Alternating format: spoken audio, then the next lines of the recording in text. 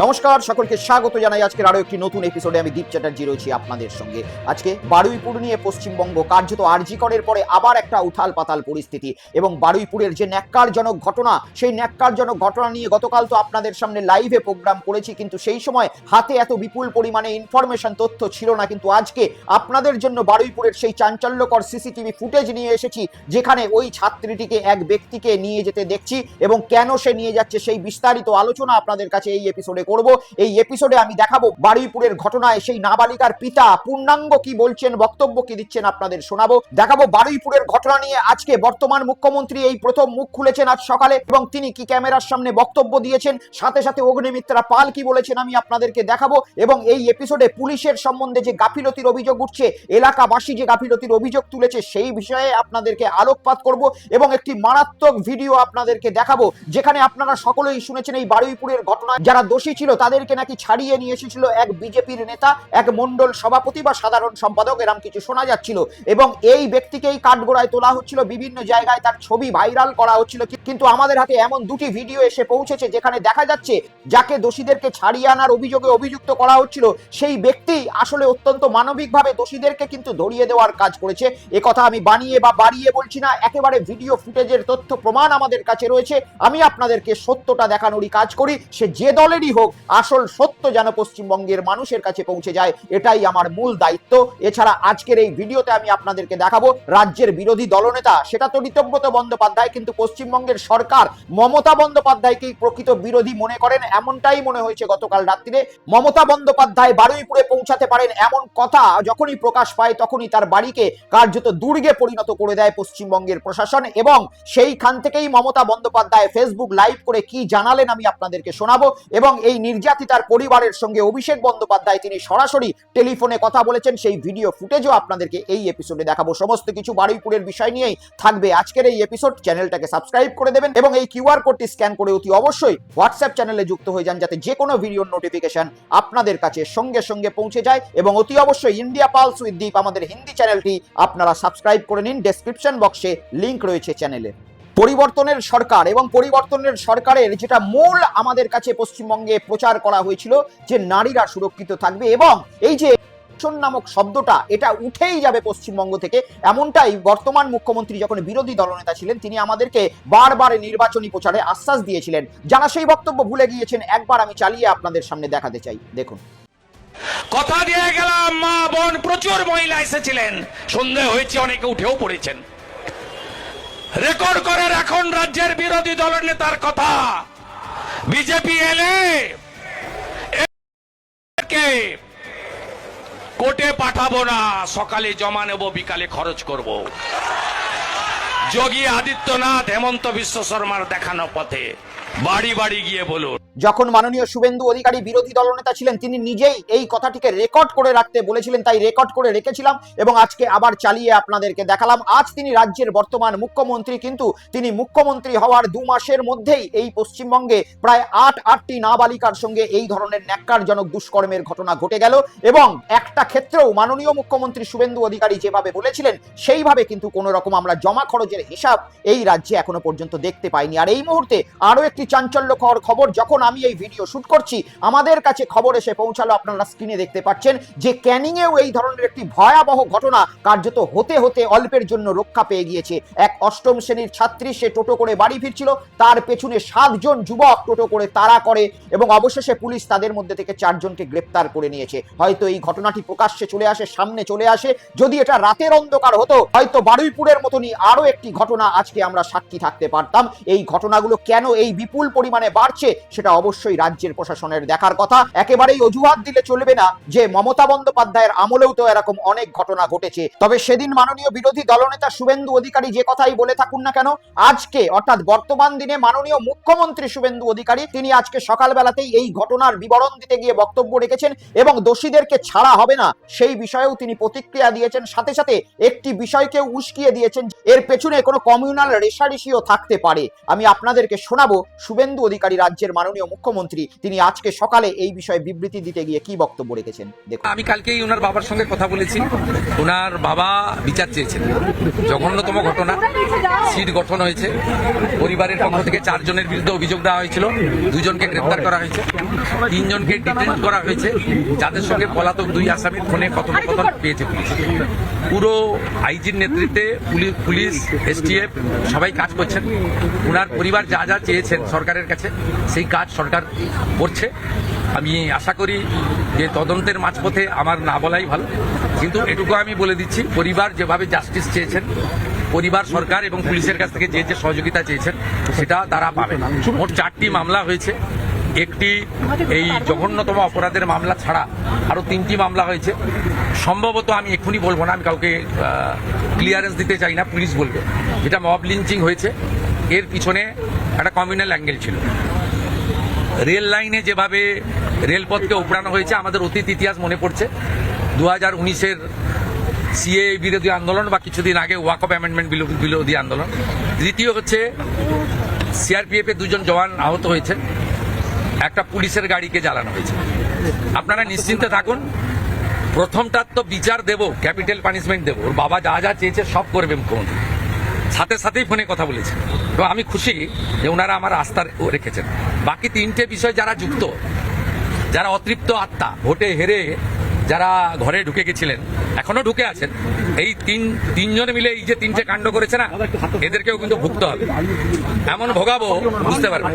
শুনলেন আপনারা মাননীয় মুখ্যমন্ত্রী শুভেন্দু অধিকারীর আজকে এই বিষয়ে প্রথম প্রতিক্রিয়া। তিনি একেবারে পরিষ্কার বলে দিয়েছেন এই বিষয়ে যারা যুক্ত রয়েছেন পুলিশ ইতিমধ্যেই তাদেরকে গ্রেপ্তার করেছে।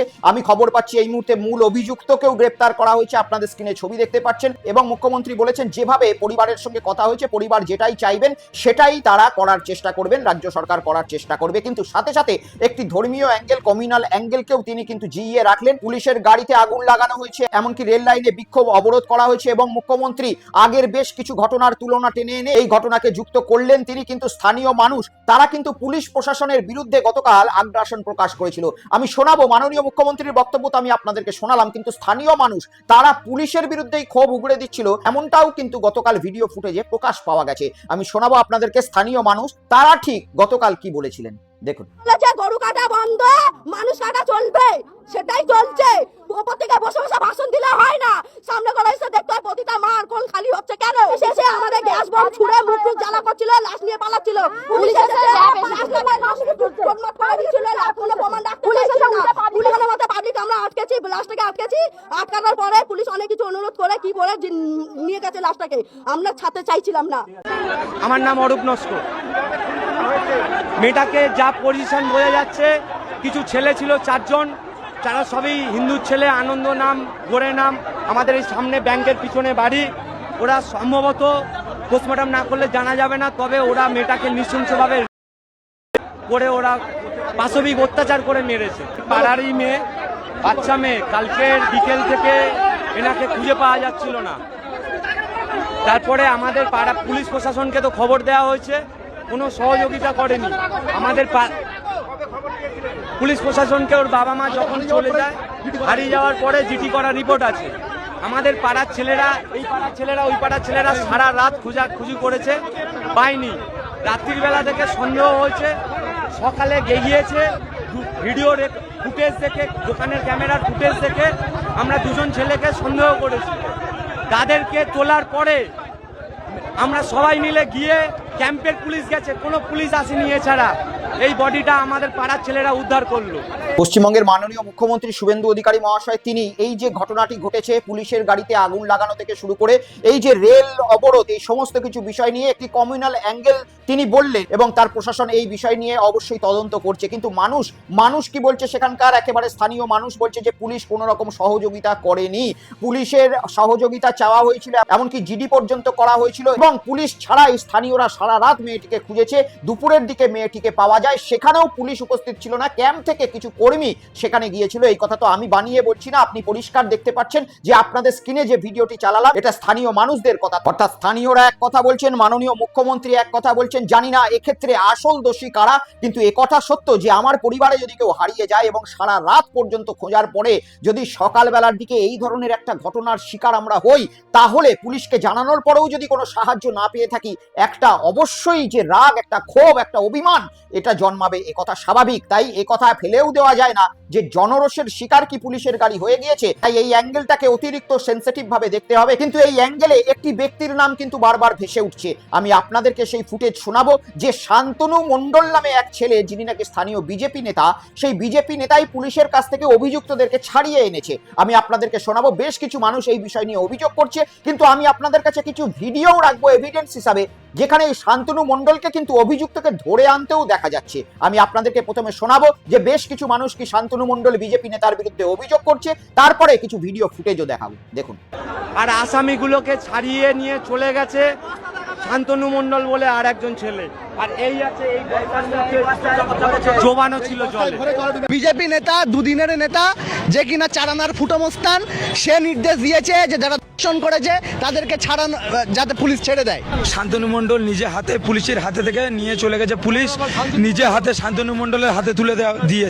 দেখলেন আপনারা, এই শান্তনু মণ্ডলের নাম কিন্তু কাল থেকে বারবার আসছে এবং বহু স্থানীয় মানুষ থেকে শুরু করে একাধিক মিডিয়াতে আমরা দেখতে পাচ্ছি শান্তনু মণ্ডলের নাম নেওয়া হচ্ছে। এবং শান্তনু মণ্ডল স্থানীয় বিজেপির সাধারণ সম্পাদক, আপনারা স্ক্রিনে ছবি দেখতে পাচ্ছেন। আর এই ব্যক্তি নাকি থানা থেকে অভিযুক্তদেরকে ছাড়িয়ে নিয়ে এসেছিল। গতকাল লাইভেও আমি এই কথাটি আপনাদেরকে বলেছিলাম এবং বলেছিলাম যে পুলিশ প্রশাসন যেন এনার এগেনস্টে অতি অবশ্যই ব্যবস্থা নেয়। কিন্তু আজকে সকালে আমার হাতে কিছু ভিডিও এসে পৌঁছালো, যেখানে শান্তনু মণ্ডল আদেও কি দোষীদেরকে ছাড়িয়ে নিয়ে গিয়েছিল থানা থেকে, নাকি দোষীদেরকে থানায় তুলে দিচ্ছিল, সেটা নিয়ে কিন্তু কনফিউশন রয়েছে। আমি আপনাদেরকে শান্তনু মণ্ডলের ভিডিও দেখাবো, যেখানে দেখা যাচ্ছে অন্যতম এক অভিযুক্ত, যার মাধ্যমে এই বাচ্চাটির দেহকে উদ্ধার করা হয়েছে স্থানীয় পুকুর থেকে, সেই অভিযুক্তকে প্রথম ধরে আনছে শান্তনু মণ্ডল নিজেই। এবং তার ভিডিওতে যে কথাবার্তাগুলো আমরা শুনতে পাচ্ছি সেটাও যথেষ্ট পরিমাণে মানবিক এবং একটা মানুষ সাধারণত যেভাবে কথা বলে থাকে সেই ধরনেরই মনে হলো, দেখুন।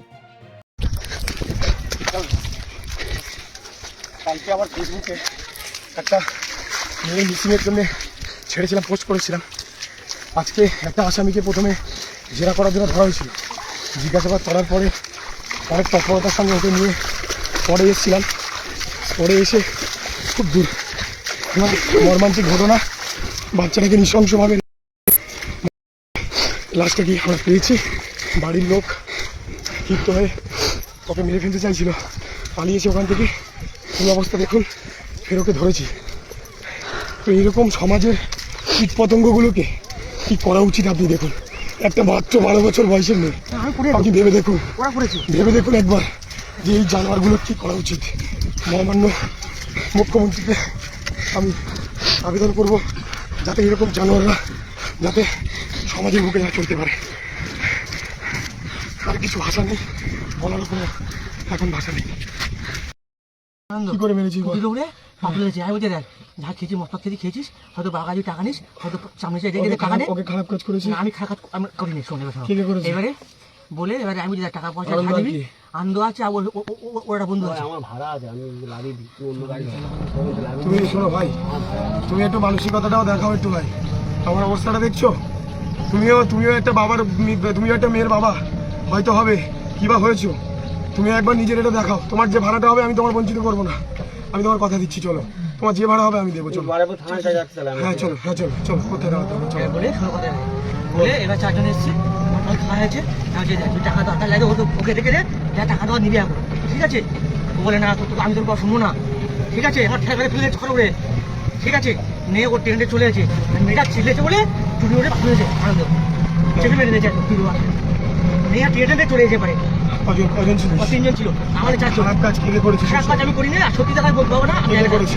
ওরা বলতে পারছে ওরা করতেছি না, কিন্তু আমি তো এই ভাগে আমি ছিলাম, ওরা নিয়ে তারপর আমি ছিলাম না, চলে গেছে হয়তো ফেলে গেছে, কিন্তু ওর ছুটি পাঠিয়ে হয়েছে, মেয়েটা চিপারে দেখলেন পরিষ্কার, আমি আপনাদের দুখানা পার্টের ভিডিও দেখালাম। একটা, এই শান্তনু মণ্ডল যখন অভিযুক্তকে ধরে নিয়ে আসছে, আর দুই, টোটো করে তাকে থানাতে সে নিয়েও যাচ্ছে যাতে জবানবন্দি দেওয়ানো যায়। কিন্তু এই শান্তনু মণ্ডলেরই নাম আবার উঠে আসছে যে এই বিজেপি কর্মীই নাকি এই সমস্ত ছেলেদেরকে থানা থেকে ছাড়িয়েছে। তাহলে এর মধ্যে কি কোনো রাজনৈতিক অ্যাঙ্গেল রয়েছে? আমার কাছে সঠিক কোনো তথ্য নেই।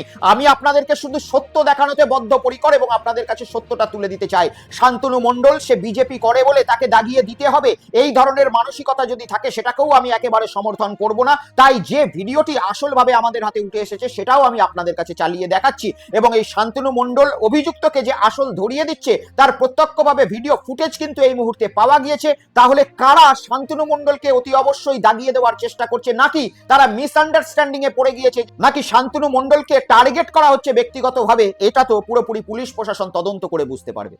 অন্যদিকে এই ঘটনার একটি মারাত্মক সিসিটিভি ফুটেজও গতকাল উদ্ধার হয়েছে, এবং এই সিসিটিভি ফুটেজে ওই যে বাচ্চা মেয়েটি রয়েছে সেই বাচ্চা মেয়েটিকে শেষবারের মতো দেখা যাচ্ছে একজন ব্যক্তির সঙ্গে যাচ্ছে। আমি আপনাদের স্ক্রিনে সেই সিসিটিভি ফুটেজ দেখাচ্ছি, এবং এই সিসিটিভি ফুটেজে দেখুন একটি যুবকের সঙ্গে ওই বাচ্চা মেয়েটি এগিয়ে যাচ্ছে একটি রাস্তা দিয়ে, এবং এই সিসিটিভি ফুটেজ দেখার পরেই এই ছেলেটিকে চিহ্নিতকরণ করা হয় এবং স্থানীয় মানুষ ওই বাচ্চা মেয়েটির যে দেহ রয়েছে সেই দেহটি উদ্ধার করে স্থানীয় পুকুর থেকে, এবং অভিযুক্ত কারা কারা রয়েছে সেটা জানা যায়। এই ছেলেটি তাহলে কে যে যাচ্ছে এই বাচ্চা মেয়েটির সঙ্গে?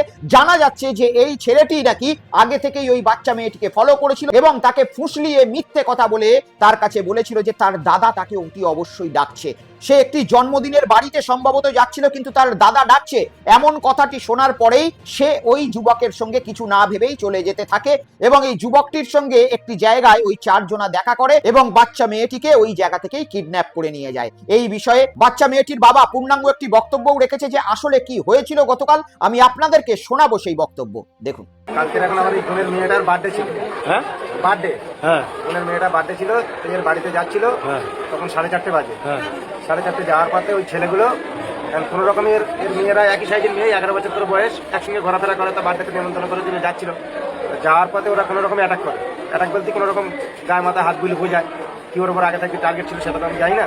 তো যাই হোক, আমরা তারপর থেকে কিন্তু সন্ধ্যে 6টার পরে আর খুঁজে পাচ্ছি না। তখন খোঁজ করতে করতে দেখতে পাচ্ছি 7টা বেজে যাচ্ছে, 8টা বেজে যাচ্ছে, আর খুঁজে পাচ্ছি না। এখানে খুঁজে ওখানে খুঁজে আমরা প্রায় 1-1.5 ছেলে, আমাদের গোল্ডেন ক্লাবের ছেলেরা সবাই, হাটে বাজারে প্রচুর ছেলেরা আমাদের সঙ্গে ছিল, সবাই মিলে কিন্তু একসঙ্গে আমরা মোষপাড়া করতে করতে প্রথম হক বাজারের এই সিসিটিভি ক্যামেরা চেক করে দেখি এখান থেকে 4:35 এখান থেকে পার হয়। তার পরবর্তী 4:42 পাট ভবন স্কুলের সিসি ক্যামেরা আমরা পাই। যখন পাওয়া গেল তখন কিন্তু দেখতে পাচ্ছি গুলি বলে ওই ছেলেটা এখন লাল গেঞ্জি গাছ আছে, ক্যাপ টুপি পরে আছে, ও কিন্তু ওর সঙ্গে কথা বলতে বলতে আসছে।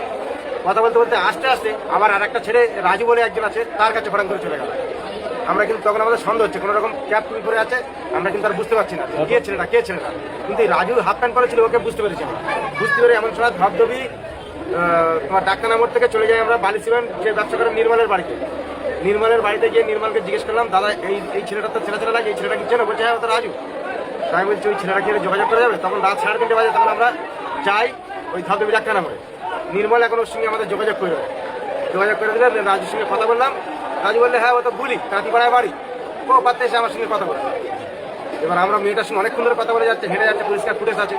আমরা সেইখানটা সন্দেহ করে গুলির বাড়ি রাত 4টার সময় কিন্তু আমরা ক্যাম্পটা থেকে পুলিশ নিয়ে যাই। যাওয়ার পরে গুলির বউকে জিজ্ঞেস করলাম, মাকে জিজ্ঞেস বললে ঘরে নেই। এবার আমরা অনেক 100 মতো ছেড়ে গেছি, ঘরে নেই, আশপাশে চারদিকে খুঁজছি। তার ফুটকারের আওয়াজ হওয়ার পরে আমরা কিন্তু ঘরে পুলিশ জোর করে ঢুকেছি। ওই জায়গাটা পুলিশ প্রচুর হেল্প করে। জোর করে ঢোকার পরে দেখছে ঘরের এক মিলে চুপচাপ বসে আছে। আর ওই জায়গাতে আমরা আনলাম, সবাই টেনে ফেলে আনার পরে পুলিশ আমার গাড়ি আছে, পিছনে আছে, আর আমার মাঝখানে আবার বলছে, দেখো আমি তোমাদের কেস এক্ষুনি সলভ করে দেবো, আমার কেউ মেরো না। আমরা কী করে কী করবি? বলছে মেয়েটা আছে আমাদের কাছে, তোমরা মেয়েটার খোঁজের সময় বুঝতে পারছি আমার মারধর করুনি, আমি এক্ষুনি বার করে দিচ্ছি। তোর সঙ্গে কে কে আছে? কবির আছে, দিবাকর আছে, আনন্দ আছে, ব্যাংকের পিছনে যে আনন্দ, আর কবির দিবাকর আছে। 4 জনের নাম করে তাই এইবার 4 জনের নাম করার পরে আর কে আছে? সূর্যগুলি ঘাটে সরকারের 4 দোকানের পাশে হচ্ছে তোমার বাপির ছেলে রাজা আছে। এই 5-6 জন আছে, সব কজন তুললাম।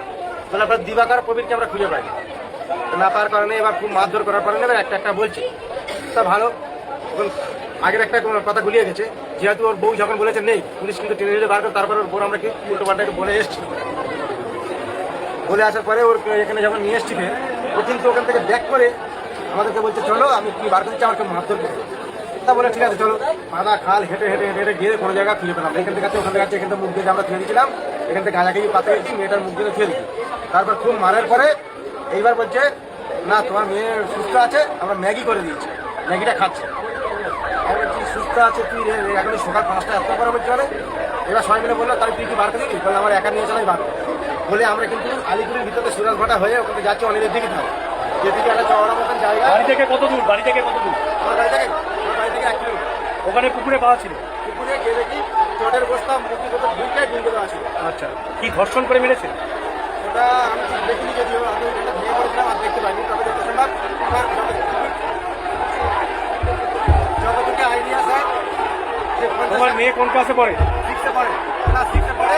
সত্যি একথা কল্পনা করতেও কতটা কষ্ট লাগছে যে এক পিতা এই ঘটনার বিবরণ দিচ্ছে। আজকে পশ্চিমবঙ্গের আইন শৃঙ্খলা, মহিলাদের সুরক্ষার ব্যবস্থাটা কোন জায়গায় পৌঁছে যাচ্ছে ধীরে ধীরে, এটা চিন্তা করলেই ভয়ভীত হয়ে যেতে হচ্ছে। কিন্তু আমাদের পশ্চিমবঙ্গে এমন কিছু রাজনীতিবিদও রয়েছেন যারা এই খবরটা নাকি পাননি। আমি দেখাবো আপনাদেরকে পশ্চিমবঙ্গের বিজেপি নেত্রী লকেট চট্টোপাধ্যায়ের এক মারাত্মক বক্তব্য গতকাল, যেখানে গোটা পশ্চিমবঙ্গ ছাপিয়ে গোটা ভারতবর্ষে এই খবর কার্যত আগুনের গতিতে ভাইরাল হয়ে গেল। সেখানে লকেট দেবীর কানে এই ঘটনাটা নাকি পৌঁছায়নি। আমি শোনাবো লকেট দেবীকে যখন মিডিয়া বন্ধু প্রশ্ন করেন কি উত্তর দিচ্ছেন, দেখুন।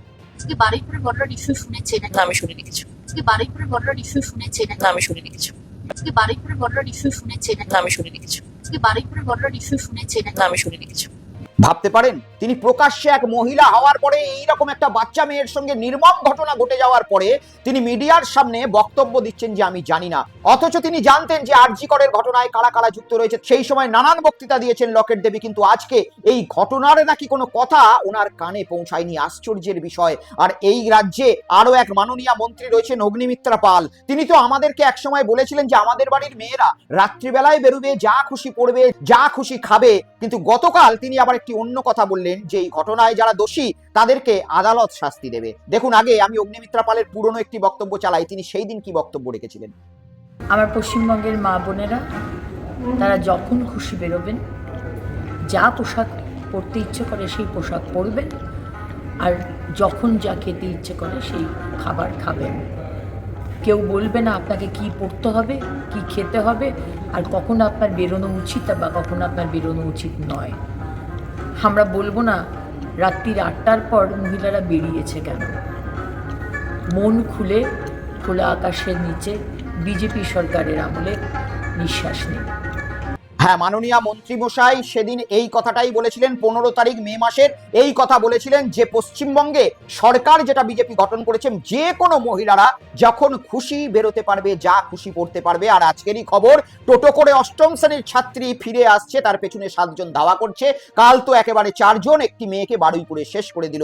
এই ধরনের আজকে আমরা মেয়েদেরকে স্বাধীনতা দিতে পেরেছি। আর মাননীয় অগ্নিমিত্রা দেবী আজকের দিনে একেবারে কণ্ঠস্বরটি নরম হয়ে গিয়েছে এবং তিনি বলছেন যে এই ঘটনায় যারা দোষী রয়েছে আদালত তো তাদেরকে শাস্তি নিশ্চয়ই দেবে। দেখুন, সাসপেন্ড হবে না এক্সপেলড হবে না কি হবে সেটা তো আদালতের ব্যাপার, কিন্তু শাস্তি তো চাই।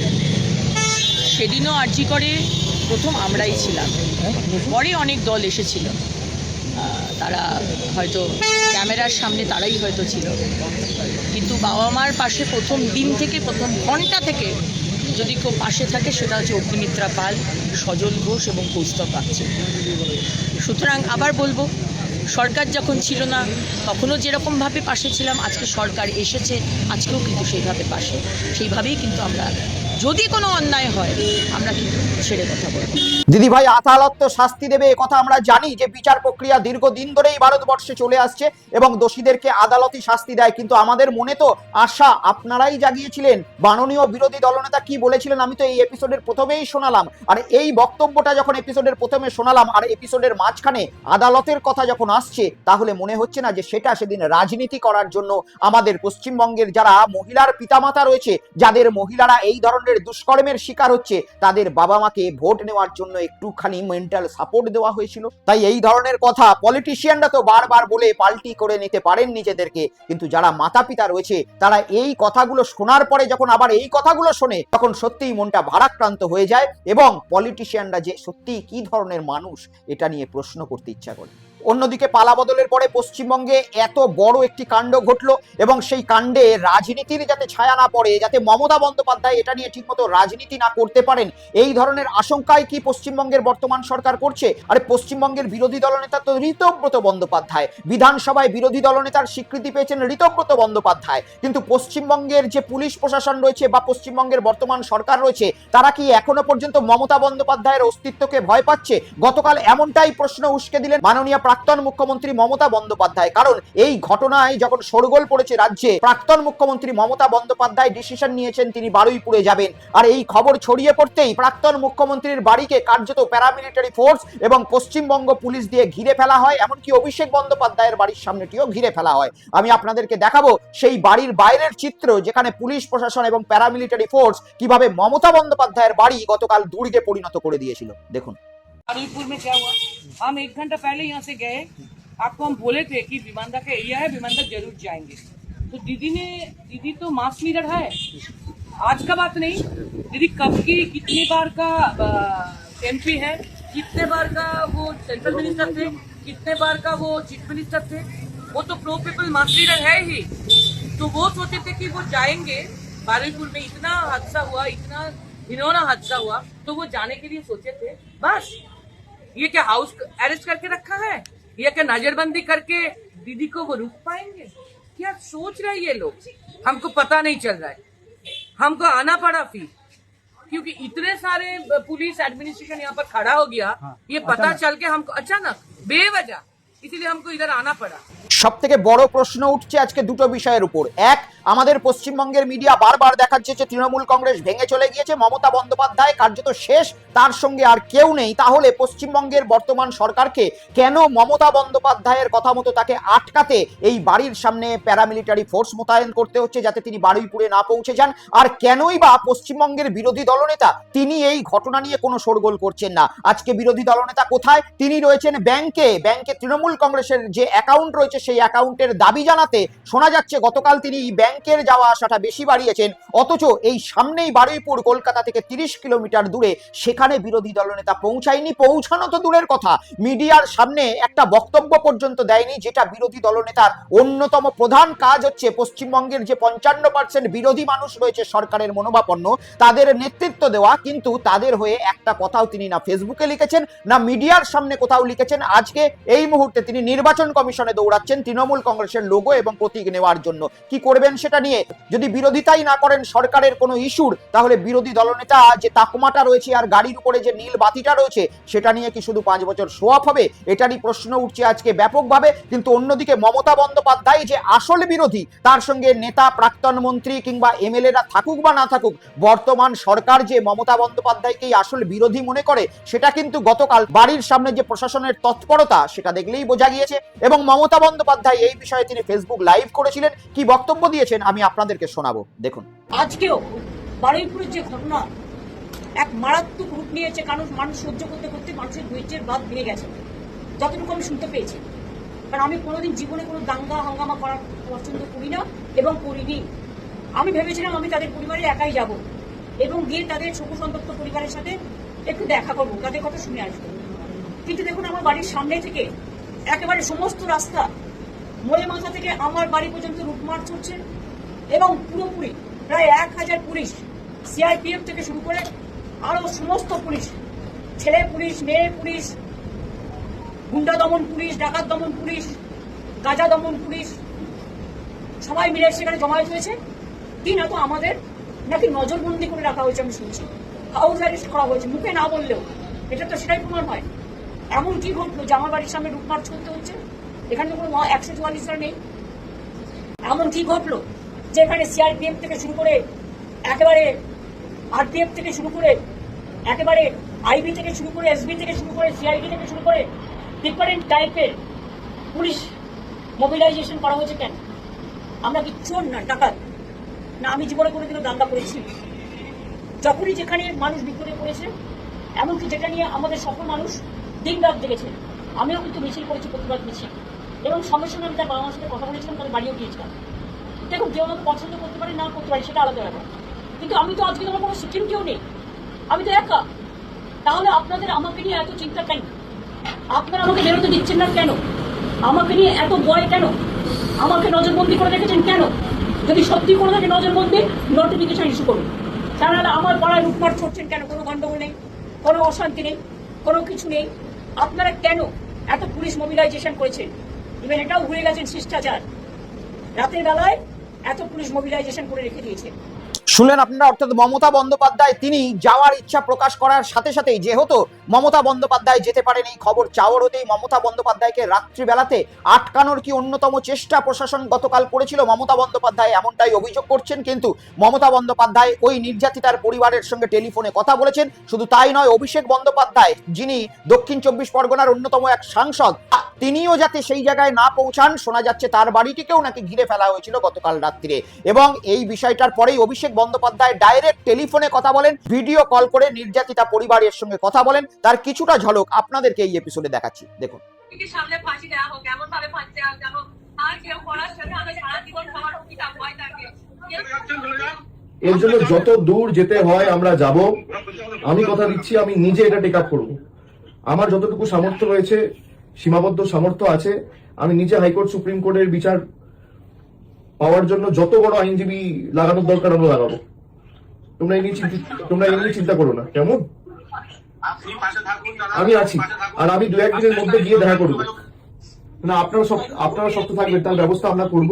দিদি নিজে যেতে চেয়েছিল, আপনারা জানেন এখানে আমাদের পুলিশ দিয়ে আটকে রাখা হয়েছে। আমি তাড়াতাড়ি যাবো আপনাদের সাথে দেখা করতে। মাসিমা কেমন আছেন? এখন দেখার এই ঘটনার মোড় কোথায় যায়। রাজ্যের অধিকাংশ বাসিন্দাই এটাই দেখার অপেক্ষায় রয়েছে যে পশ্চিমবঙ্গের বর্তমান সরকার এটার বিরুদ্ধে কি স্টেপ নেয়। আগামী দিনে এই সমস্ত যুবকেরা আবার ওই মালা পরে বেরিয়ে আসবে, এটা পশ্চিমবঙ্গবাসী দেখতে চায় না, যেভাবে গুজরাট এবং উত্তরপ্রদেশে দেখা গিয়েছে। এবং মানুষ জানতে চাইছে যে প্রকৃত বিরোধী দলনেতাটা কে, ঋতব্রত বন্দ্যোপাধ্যায় নাকি মমতা বন্দ্যোপাধ্যায়। আগামী দিনে কারা বেশি এই বিষয় নিয়ে ঝাঁপিয়ে পড়ে এবং স্টেপ নেয়, সে বিষয়ে কিন্তু রাজ্যবাসীর নজর থাকবে। তাই সমস্ত কিছু বিষয়ের ওপর কিন্তু আমাদেরও নজর থাকবে। টাইম টু টাইম আমি আপনাদেরকে আপডেট করব, কোনো রকম পার্সিয়ালিটি না রেখে। যেটাই হবে মানুষের জন্য সত্য, সেটাই আপনাদের কাছে পরিবেশন করব। দেখা হবে পরবর্তী এপিসোডে। আজকে এই এপিসোড এই পর্যন্তই রইল। সকলে ভালো থাকুন, সুস্থ থাকুন এবং দেখতে থাকুন বেঙ্গল পালস উইথ দীপ, সত্য যেখানে রং দেখে না। নমস্কার।